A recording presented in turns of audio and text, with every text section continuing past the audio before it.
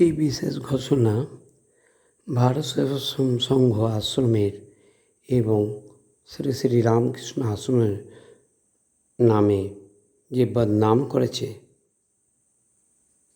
ঠিক আছে, তাদেরকে এক্ষুনি 1 মিনিটের মধ্যে তিহার জেল ও ফাঁসির অর্ডার দেওয়া যায়। ওকে, খবরটি আপনাদের ভালো লাগলে লাইক করবেন, শেয়ার করবেন ও সাবস্ক্রাইব করবেন। ভারত সেবাশ্রম সংঘ আশ্রমের নামে যারা বদনাম করেছেন ও শ্রী শ্রী রামকৃষ্ণ আশ্রমের নামে যারা বদনাম করেছেন,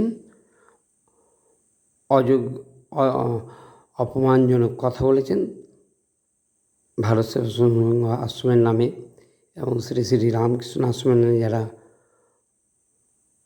মানে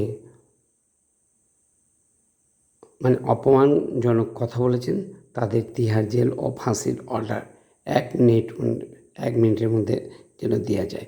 খবরটি ভালো লাগলে পৃথিবীর সমস্ত মানুষ আমাকে ক্ষমা করবেন।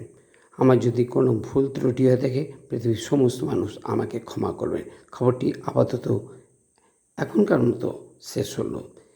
আপনাদের যদি এই চ্যানেলটি ভালো লাগে, লাইক করবেন, শেয়ার করবেন ও সাবস্ক্রাইব করবেন। খবরটি আপাতত এখনকার মতো শেষ হলো।